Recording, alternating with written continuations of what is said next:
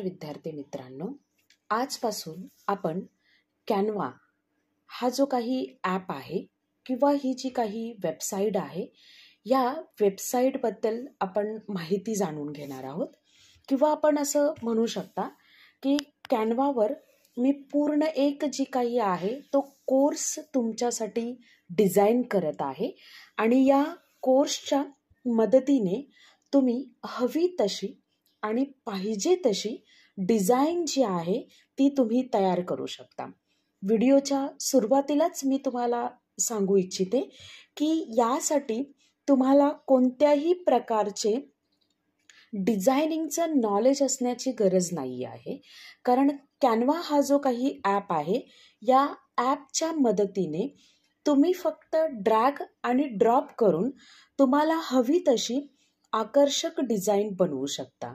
Okay, आता Canva म्हणजेच काय आहे, तर कॅनवा ही एक खूप लोकप्रिय ग्राफिक डिझायनिंग प्लॅटफॉर्म आहे की जो काही वापरकर्ता असतो किंवा जो काही यूजर आहे, त्या यूजरला ती सहज आणि जलद आकर्षक डिझाईन करण्यास मदत करते. ओके, ही एक ड्रॅग आणि ड्रॉप आधारित वेबसाईट आहे किंवा तुम्ही तुमच्या मोबाईलमध्ये या रिलेटेड एक ॲपसुद्धा वापरू शकता. म्हणजे गरजेचं नाही आहे की तुमच्याकडे कम्प्युटरच हवा आहे, तर तुम्ही तुमच्या मोबाईलच्या मदतीने सुद्धा तुम्ही याच्यावर छानपैकी डिझाईन्स तयार करू शकता. कॅनवा हा कुठे वापरला जातो, तर कॅनवा हा पोस्टर्स बनवण्यासाठी, सोशल मीडिया ग्राफिक्स बनवण्यासाठी, प्रेझेंटेशन्स बनवण्यासाठी, व्हिडिओ एडिटिंगसाठी, ब्रोशर्स, लोगो डिझाईन आणि आमंत्रण पत्रिका बनवण्यासाठी कॅनवा हा वापरला जातो. मी तुम्हाला माझ्या प्रेझेंटेशनच्या द्वारे थोडी कॅनवाची तुम्हाला ओळख करून देणार आहे. म्हणजेच कॅनवाबद्दल तुमच्या मनामध्ये कुठल्याही प्रकारच्या शंका राहणार नाही आहेत. ओके, चला तर मग स्टार्ट करूया. आता कॅनवा वापरण्याचे काय फायदे आहेत, तर फायदे म्हणजेच काय की त्याची वैशिष्ट्य वगैरे आपण जाणून घेऊ शकता. सुलभ आणि वेगवान आहे कॅनवा, म्हणजेच सहज वापरण्यास सोपे असे त्याचं इंटरफेस आहे. ओके, कोणत्याही तांत्रिक म्हणजे डिझायनिंगच्या नॉलेजशिवाय तुम्ही काय करू शकता, कॅनवा वापरू शकता. त्यानंतर विविध टेम्पलेट्स तुम्हाला वापरता येतात आणि ते सुद्धा मोफत. ओके, कोणत्याही प्रकारचं तुम्हाला प्रो व्हर्जन घ्यायची गरज नाही आहे. तुम्ही मोफत सुद्धा कॅनवाचा खूप छान पद्धतीने वापर करू शकता.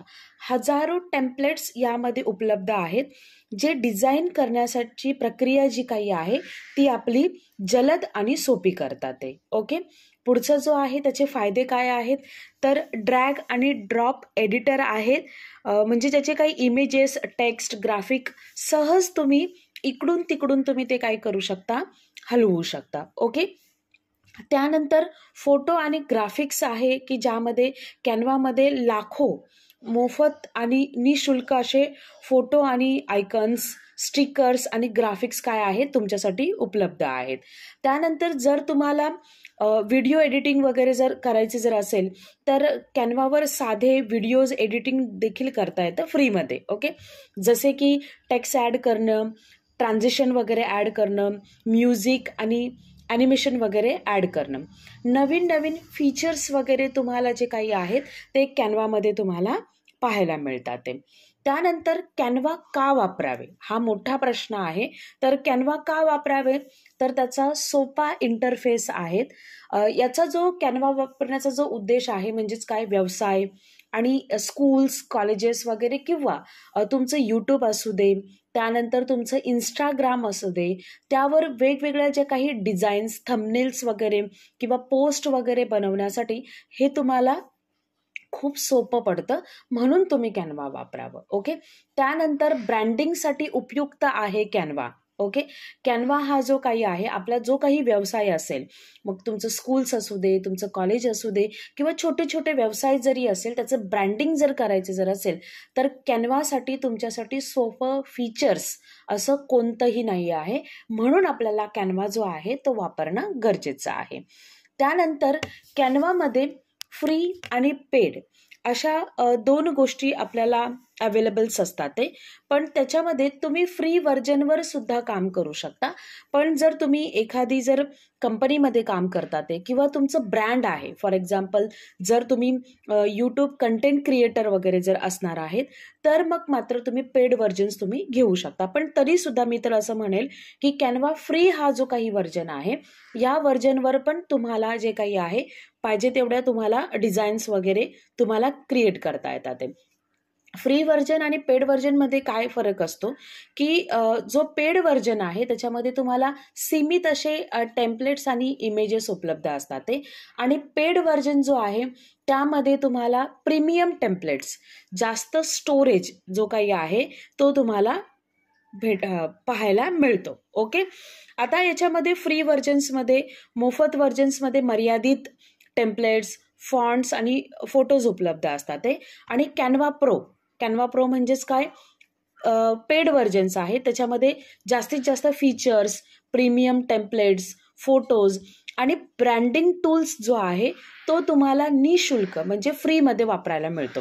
ब्रँडिंग म्हणजेच काय किंवा त्याचं जे काय काम असतं, आपण येणाऱ्या व्हिडिओमध्ये तुम्हाला ब्रँडिंग टूल्सबद्दल मी अधिक माहिती तुम्हाला देणार आहे. ओके, त्यानंतर आहे याच्यामध्ये जे काही एज्युकेशन्स रिलेटेड जसे टीचर्स वगैरे असतात ते किंवा विद्यार्थी यांच्यासाठी खास असे डिझाईन्स जे आहेत ते त्याच्यामध्ये ॲड केलेले जातात ते. ओके, त्यानंतर पुढचा जो काही आहे तो म्हणजेच काय, कॅनवावरून आपण इन्कम कसं करू शकतो.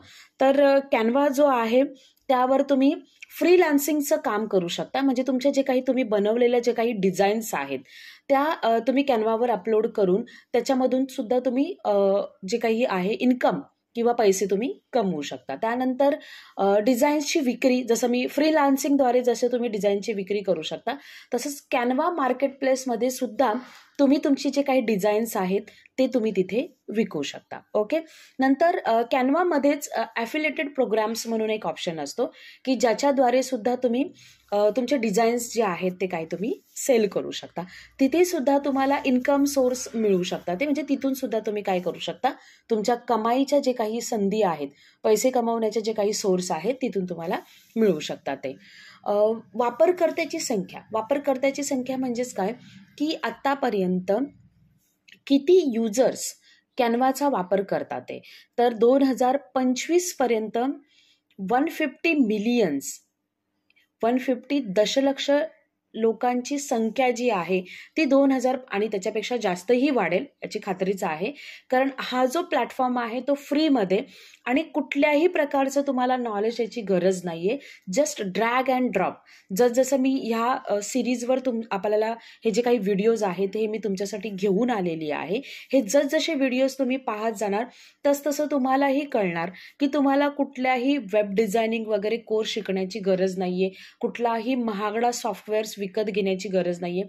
कारण जर वेब डिझायनिंग वगैरे जर शिकायचं जर झालं तर तुम्हाला 5-5, 6-6 महिन्याचा तिथे वेळ तुम्हाला द्यावा लागतो आणि मग त्याच्यानंतर तुम्हाला काही ज्या स्किल्स ज्या आहेत त्या तुम्हाला शिकाव्या लागतात.